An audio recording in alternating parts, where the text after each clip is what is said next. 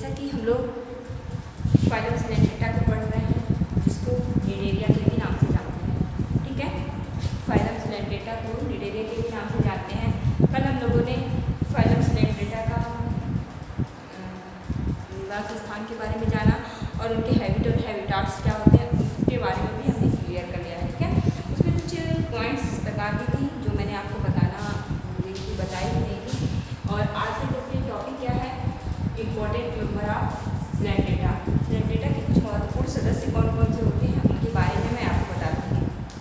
ठीक है, सबसे पहले हम कल का पॉइंट आप अपने नोट में इसको डाल दीजिएगा कि क्या नाम है, सॉरी, सिलेंट्रेटा का जो है कुछ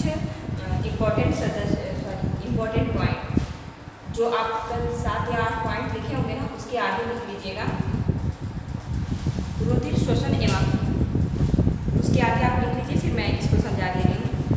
वीडियो में कट हो गया है, मैंने देखा नहीं। ठीक है, इसलिए रियली सॉरी।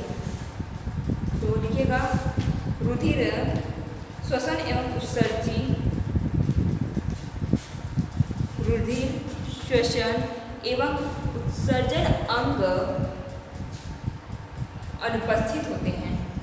कहने का तात्पर्य यह है कि जो सिलेंट्रेटा संघ के प्राणी होते हैं उसमें रुधिर और श्वसन और उत्सर्जन ऑर्गन जो होते हैं वो क्या होते हैं, एब्सेंट होते हैं। ठीक है, ये हो गया आपके। जैसे कि आगे क्या है कि इनके अंदर जो होते हैं लैंगिक प्रजनन तथा अलैंगिक, ठीक है ना, लैंगिक भी होते हैं और अलैंगिक, इनके अंदर दोनों प्रकार के प्रजनन होते हैं।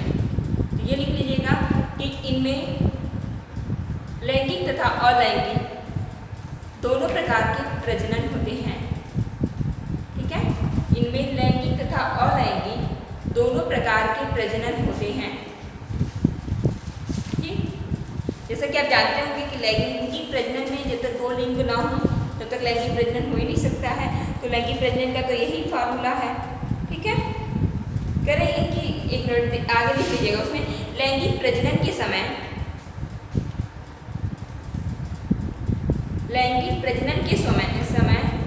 स्वतंत्र रूप से तैरने वाला लैंगिक प्रजनन के समय स्वतंत्र रूप से तैरने वाला प्लैनुला लार्वा पाया जाता है। इसमें सिलेंट्रेटा संघ के प्राणियों में जब उनके अंदर लैंगिक जनन होते हैं तो उस समय उनमें स्वतंत्र रूप से फ्री स्विमिंग करने वाला उनके अंदर एक प्लैनुमा लार्वा पाया जाता है। ठीक है,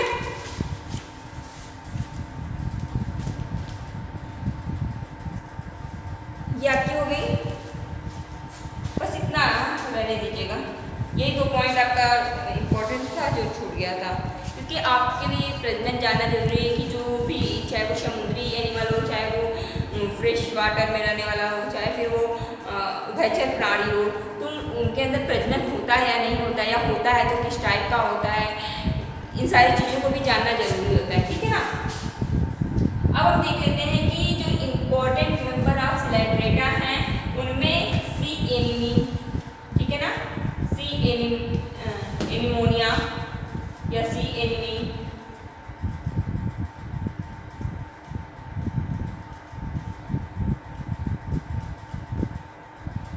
दिख रहा है आपको, सी एनीमोन और आपका हाइड्रा। ठीक है ना, सी एनीमोन है जिसको हम समुद्री एनीमोन के नाम से जानते हैं, हाइड्रा है, ठीक है ना, और आपका एक है जेलीफिश, एक आपका जेलीफिश है जिसको हम ऑरेलिया के नाम से जानते हैं। ठीक है ना, ये 3 इम्पोर्टेंट हैं, ये 3 आपके सिलेंट्रेटा संघ का इम्पोर्टेंट प्राणी है। और भी हैं ओविलिया, बट इम्पोर्टेंट जो है वो आपके यही तीनों हैं। ठीक है, तो इन तीनों का हम पहले 2 को देख लेते हैं। इसका क्लासिफिकेशन क्या होता है, सी एनीमोन का क्लासिफिकेशन क्या होता है, तो सबसे पहले हम देख लेते हैं फाइलम सिलेंट्रेटा, जिसको हम निडेरिया के भी नाम से जानते हैं। ठीक है ना, इसका सिलेंट्रेटा या निडेरिया भी हो सकता है। फाइलम एंथोजोआ, ठीक है, फाइलम एंथोजोआ, क्लास एक्टिनोरिया, ठीक है ना, क्लास एक्टिनोरिया, ठीक है, जीनस मैट्रीडियम, जीनस क्या क्या हो जाएगा मैट्रीडियम, और आपका स्पेसीज का हो जाएगा मॉर्डिनेटम। ठीक है, जीनस आपका क्या हो गया मैट्रीडियम तथा स्पेसीज क्या हो जाएगा मॉर्डिनेटम। आपको ये दिख रहा होगा, बिल्कुल क्लियर है, नाम वही है क्योंकि इनके जो क्लासिफिकेशन नेम होते हैं वो थोड़े से टफ होते हैं बट आसानी से याद हो जाएंगे। अब हम जान लेते हैं कि सी एनीमोन के जो जनरल कैरेक्टर्स होते हैं वो क्या होते हैं। सी एनीमोन के जनरल कैरेक्टर क्या होते हैं उसके बारे में हम जान लेते हैं। जैसा कि मैंने कल ही बताया था कि सिलेंट्रेटा संघ का जो प्राणी होते हैं वो समुद्री इलाके में ज़्यादातर पाए जाते हैं, महासागर सागर वगैरह के किनारों पे। ठीक है, अटलांटिक महासागर कह रहे हैं कि सी एनीमोन जो है वो अटलांटिक महासागर के उथले जल में, ठीक है, कहाँ पे अटलांटिक महासागर में उथले जल के, ठीक है ना, चट्टानों से चिपके पाए जाते हैं। उनकी जो महासागरों में चट्टानें होती हैं उन चट्टानों से ये सी एनीमोन क्या होता है चिपका हुआ पड़ा रहता है। ये जंतु जो होते हैं वो एकल होते हैं, ये जंतु सॉलिटरी होते हैं जिनमें पॉलिप स्टेज होती है। इस संघ के प्राणी जो होते हैं मैंने कल ही बताया था कि एकल भी हो सकते हैं या फिर वो उभयलिंगी भी हो सकते हैं। ठीक है, विभिन्न प्रकार के हो सकते हैं। तो वही कह रहा है कि इस संघ का ये जो होते हैं सी एनीमोन वो एकल होते हैं जिनमें पॉलिप स्टेज पाई जाती है।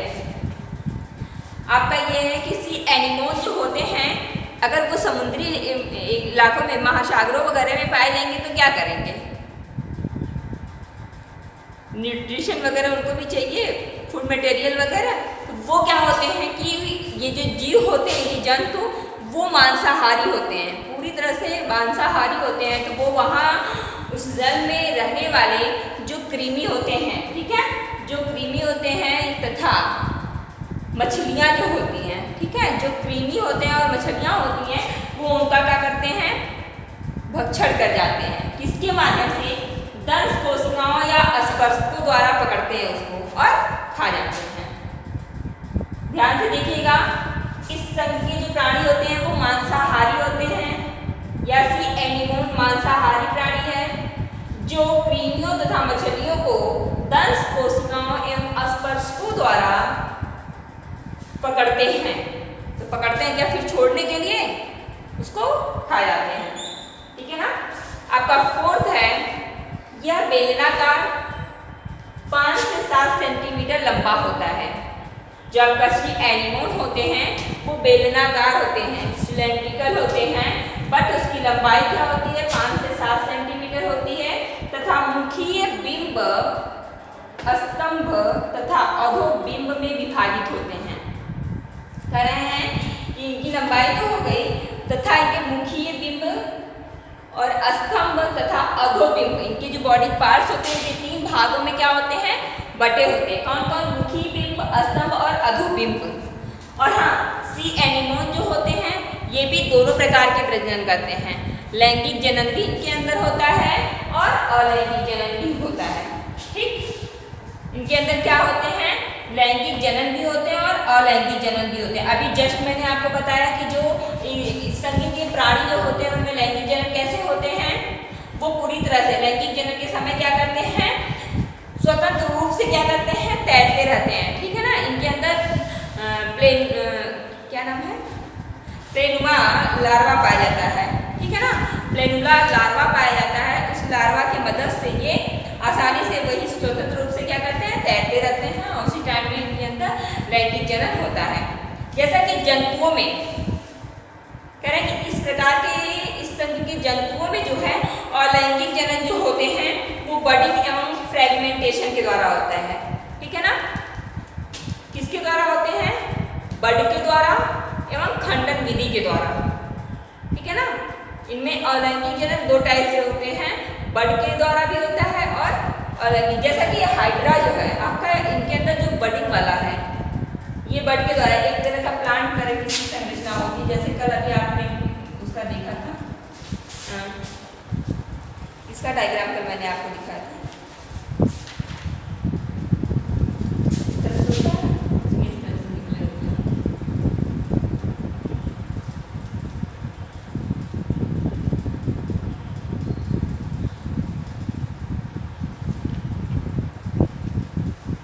तरह से ये हाइड्रा होता है, जब इसमें निकले हुए होते हैं क्या, दंश कोशिकाएं।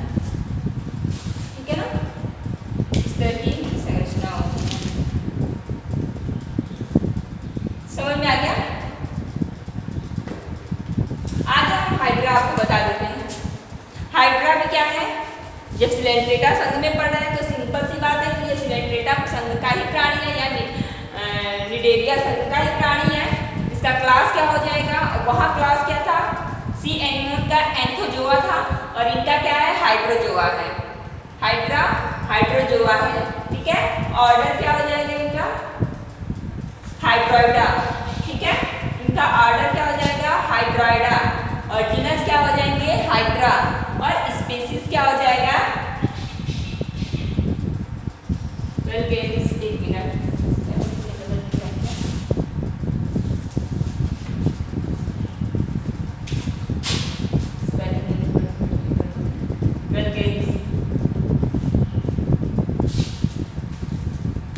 ठीक है ना, क्या है, फाइलम निडेरिया या सिलेंट्रेटा हो गया, क्लास जो हो गया वो हाइड्रोजोआ हो गया, फिर ऑर्डर जो हो गए वो हाइड्राइडा हो गया, और उसके बाद जीनस जो इसका हाइड्रा है, एंड स्पीसीज जो है वो वल्गेरिस है। ठीक है, सब आपका जितने भी क्लासिफिकेशन आपको पढ़ाए जा रहे हैं प्लीज़ आप उसको प्रिपेयर कर लीजिएगा, क्योंकि अगर आपका 11th बेस पे नहीं पूछा गया तो 12th में आपका प्रैक्टिकल वगैरह में ये सारी चीज़ें प्रयोग में आ जाएंगी। ऐसा नहीं कि आप याद करोगे तो आपका ये कहीं काम नहीं आएगा। जो भी इम्पोर्टेंट है वही चीज़ें आपको बताई जा रही हैं, तो प्लीज़ आप इसको बी केयरफुल अपनी स्टडी करिएगा।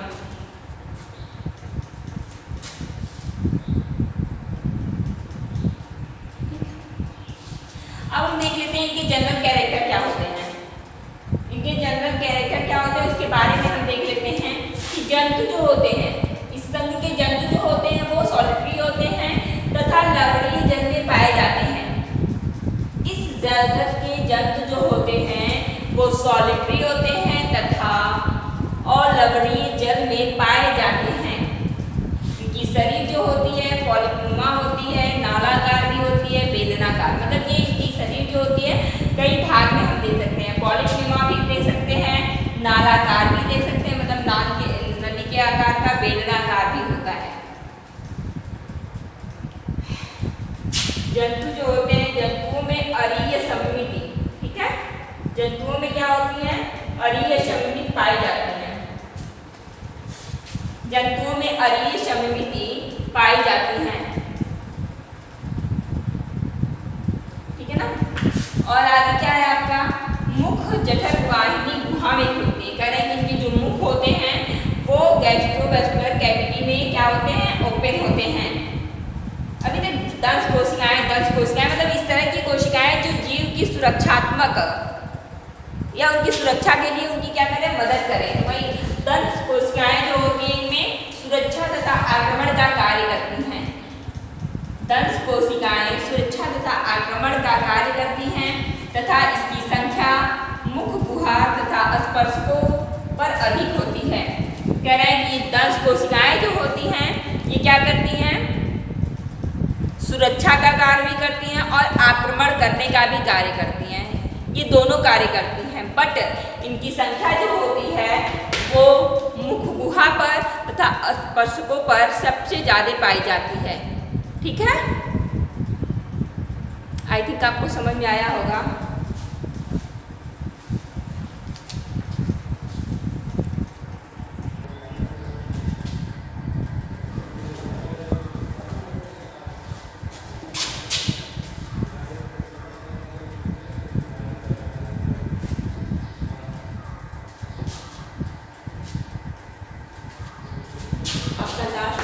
जेलीफिश जिसको हम ऑरेलिया कहते हैं, ठीक है ना, जेलीफिश जिसको हम ऑरेलिया के नाम से जानते हैं।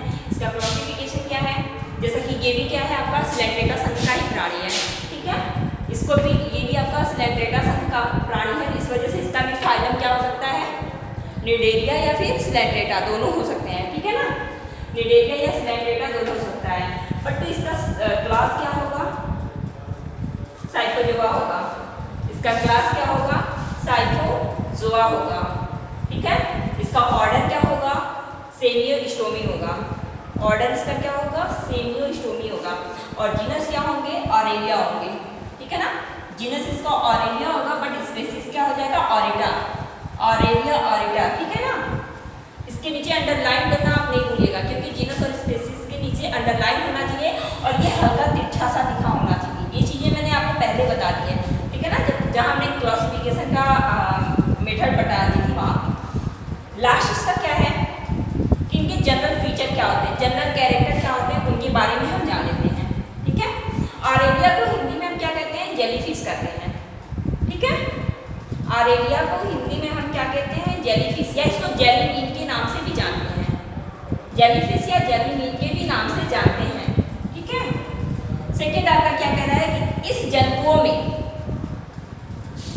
किस जंतुओं में, ऑरेलिया, इस जंतुओं में मुख्य प्रवस्था जो होती है वो मेडुला होती है। इस जंतुओं में जो है मुख्य स्टेज जो होती है वो मेडुला की होती है। ठीक है ना, इसका शरीर का आकार कहने की, जो ऑरेलिया का शरीर होता है इस तरह का होता है, कुछ छतरी नुमा सा। ठीक है, इस तरह से, इसमें इस तरह से लटकी हुई होती है। ठीक है, ऑरेलिया का शरीर की आपस में जुड़ी हुई इस तरह से होती है। कह रहे इनका जो शरीर होता है छतरी नुमा या तस्तरी नुमा होता है। ठीक है, कंफ्यूज नहीं होगा, इस तरह की स्ट्रक्चर्स होती है। अगर आपको स्ट्रक्चर्स बनाने का मन करेगा तो फिर आप बुक से बना लीजिएगा, वैसे बना ही डालिएगा छोटा छोटा सब। ठीक है ना, इसके शरीर का आकार क्या होता है, छतरी नुमा या तस्तरी नुमा होता है। फोर्थ आपका क्या है कि शरीर में चतुष्टयी अरीय सममित, अभी तक तो आपने क्या जाना कि सब में अरीय सममित पाई जाती थी। ठीक है, रेडियल सिमेट्रिकल, ठीक है ना, इस टाइप से। तो अब बोल रहा है कि इनके अंदर जो भी पाई जाती है शरीर की जो पार्ट्स होते हैं वो चतुष्टयी अरीय सममित पाई जाती हैं। क्या होती हैं, चतुष्टयी अरीय सममित होती हैं। शरीर 8 त्रिज्याओं में बटा होता है, 8 त्रिज्याओं में क्या होते हैं, बटे होते हैं। ठीक है ना, इनका शरीर जो होता है 8 त्रिज्याओं में क्या होता है, बटा होता है। अब कल का टॉपिक हमारा रहेगा संघ टिनोफोरा। ठीक है ना, फाइलम टिनोफोरा के बारे में हम जानेंगे। आई थिंक, मुझे उम्मीद है कि आपको अच्छे से समझ में आया होगा। तो आज के लिए बस इतना ही। जहाँ भी आपको क्वेश्चन ना समझ में आए, जहाँ भी आपको प्रॉब्लम लगे, तो प्लीज ऑफ रिप्लाई मैसेज करके आप पूछ सकते हैं। ठीक है ना, इट्स ओके, थैंक यू।